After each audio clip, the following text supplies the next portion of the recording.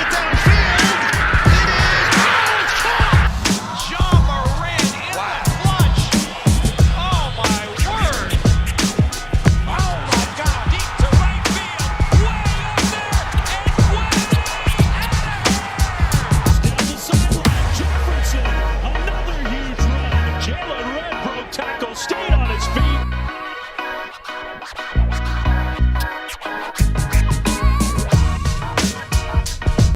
Welcome back, everybody, to another episode of Blake's Take. And last week I said no one is safe from an upset, but I still had confidence that Alabama would manage to stay strong and stay safe and away from an upset. Well, I was wrong. In yet another crazy game in the 2021 college football season, unranked Texas A&M managed to pull off the upset of all upsets, defeating number 1 Alabama 41-38. Jimbo Fisher put his faith behind freshman walk-on quarterback Zach Calzada, who, after struggling in his previous 3 starts, came through in the biggest moment. Coming into the matchup, Calzada had a completion rate of just 53.9% with 4 interceptions. Despite his struggles, Calzada came out the gates lighting up the Alabama secondary, completing 16 of his first 17 passes.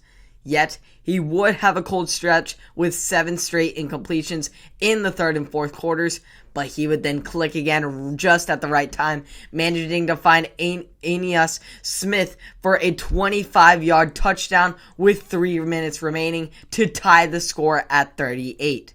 He then went to the medical tent after suffering an injury on that drive.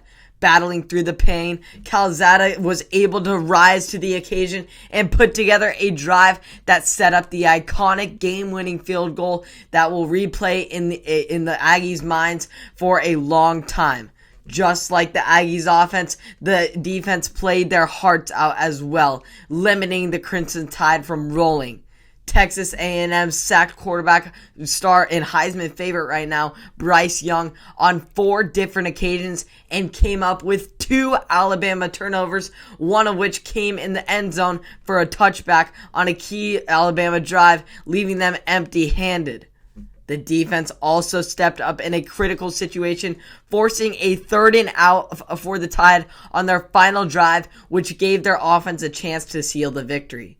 But none of this would have been possible without head coach Jimbo Fisher, who with the win became the first former assistant of Nick Saban to beat him in a head-to-head competition.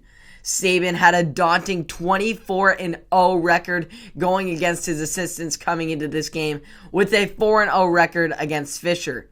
But that all changed Saturday as Saban lost his first game to an unranked opponent at Alabama since 2007, which was his first season with the program. This snapped the program's record-long 100-game winning streak against unranked foes. While the Tide seemed to be safe at the number 1 spot this season, now that security and the top 4 spots are an all-out free-for-all among mainly Big Ten teams who take up half of the top 10 spots now in the AP poll. The entire top 4 changed this week, with the Georgia Bulldogs now moving up to number 1 for the first time since 2008, with Iowa moving up to number 2 after an impressive fourth quarter performance against my Penn State Nittany Lions, who fell out of the top 4 to number 7. At number 3, Cincinnati went from being on the outside looking in to now in the top 3 in the nation, becoming the first team from a non-Power 5 conference to be ranked in the top 3 since Boise State in 2011.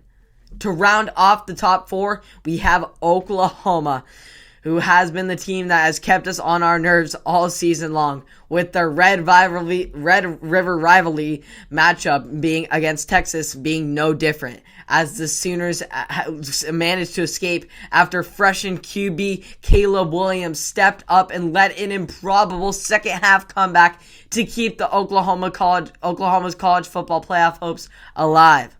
Most likely, we will have some more shakeup next week, especially in the highly competitive Big Ten, which is by far the most successful conference this season. The Pac-12 still has some slim hope with Oregon, but the continuous injuries to star players such as Kayvon Thibodeau and Justin Flo, well, the confidence is now fading in them being able to put a team into the playoff. But the Oregon is still number 8, so there's still hope there. While the ACC has lost all hope, they have lost all hope after Clemson has had a disastrous season. And poor Dabo Swinney, he's really got to get that program figured out. They're not even in the top 25. It's just insane, this college football season. I really can't describe into words how shocking it has been. And every week is just going to be a wild ride as it has been. But the upset energy is fully back in the air, due in large part to the fans being back. That has just changed the entire environment of important games like we saw this week. This will continue to be a notable factor throughout the season. Hope you all enjoyed that episode of Blake's Take. If you're watching an Alabama fan right now, you're definitely not too happy. But if you're an A&M fan, you're really happy for Jimbo Fisher. This is a long, hard-earned victory for him in his amazing career that he has had as well.